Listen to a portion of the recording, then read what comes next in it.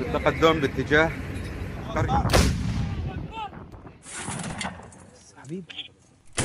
Welcome back, everybody. Today's video is February 20, 2020, and we're going to be going over the front line as usual and the political situation because, as we know, the last 5 days in Syria has been insane. Let's go over all that. We're going to start where we always do in the area of Tal Rafat. It looks like we have some bombardments in Tal Rafat, but north of Tal Rafat, we see some demonstrations by the people there, the civilians, in support of the military operations in Idlib. And they are on the FSA side, as you can see from the flags they're waving. Why are they supporting that, especially in Afrin, which was previously, not even 2 years ago, held by the YPG? I think it should be noted that everybody who supported the YPG or supported the Syrian army, they have fled that area since 2 years ago. One of them I know is in Aleppo. Some other guys, they fled all the way over to Derek, where I spent some of my time when I was in the YPG. I mean, pretty much anybody who supported any of that is out of there, so I feel like that should be noted. Not everybody in Afrin or from Afrin agrees with this campaign on the rebel side. South of that, just west of Aleppo, we see some warplanes, Russian warplanes, in that area. But other than that, no fighting. Just 3 days ago, there's some huge fighting, and it was looking like maybe, possibly, they were going to be pushing into that area. Well, the bombardments, at least as stated on this map, have sort of calmed down a little bit. It does not look like there's too many airstrikes.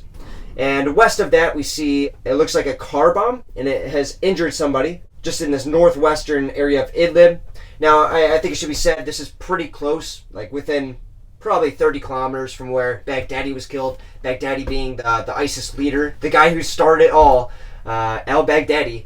Well, he was killed there, and it's right next to the Turkish border. Again, this is just, advancing that worry that a lot of people have, which is Turkey openly supports ISIS and Al-Qaeda, and we see that, and it's just looking us dead in the face right now. And I'll be going over the political situation here in a little bit. Let's carry on with the frontline stuff so we don't get sidetracked too hard. South along this border of Aleppo, and now in this sort of middle area of Idlib, we see just west of the city of Syria some major fighting. That is the military operation started by the rebels that those rebel supporters in Afrin are sort of supporting right now. So the rebels have launched a counterattack. It's for this little city west of Syria. It's called Nayrab. I don't know how big of a city that is. It looks like it's continually being fought over. Ever since the rebels have started there, it looks like the Turks have sent some tanks in. Why? Well, there's a Turkish outpost that is in the middle of this area, I think pretty much in between Syria and Nayrab, that was recently formed, and it looks like 2 Turkish soldiers were killed there by a Russian airstrike or Assad airstrike, one of those two, and 5 others were injured. So Turkey's trying to react. They have now given HTS armored vehicles and weapons throughout the last couple of days, and now they have supported them with tanks. And it looks like even bombing the city of Syria, bombing the reinforcements of the SAA, which have went there since yesterday, just trying to halt their advance.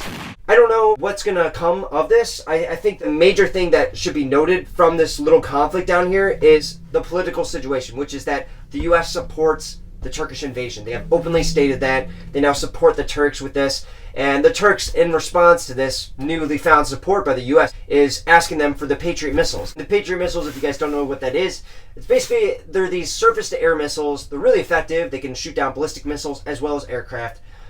They're made, I think, in the 80s. They've probably been, updated since then. But the Turks are now asking for that. And it's a little weird because, as we know, a couple months ago, the Turks refused the F-35 contract with the U.S. and then instead went with the S-400 contract, which is a surface-to-air missile from the Russians.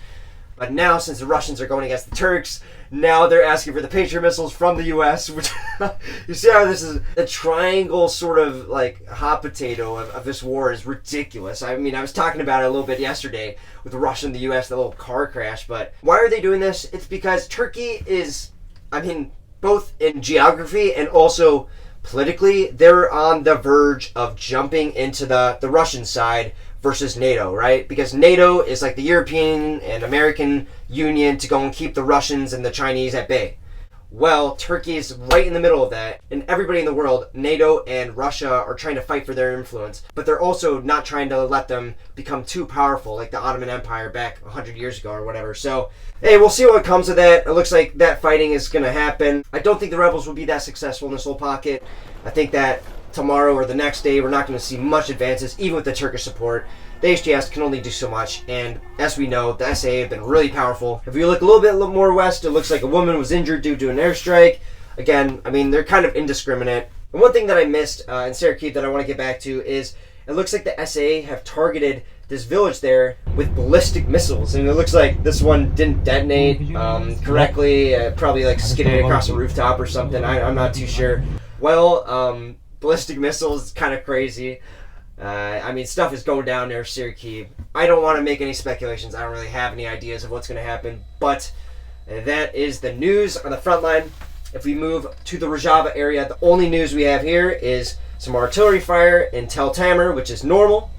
And in the Deir ez-Zor region south, we see the U.S. dropping some equipment and ammunition, probably for the security forces of the SDF down there. So yeah, guys, that is pretty much it. Before I go, though, I want you to know I'm probably not going to be here tomorrow. I might be able to get a video out in the morning, but unlikely. I'm going to be busy all of that day. I'm hanging out with some friends before I head out south, in this van. So sorry about that, but Saturday, Sunday, definitely making videos. Thank you for watching today. Leave a like if you enjoyed, a dislike if you didn't, and I'll talk to you guys in the next one. Peace. I think you hit it.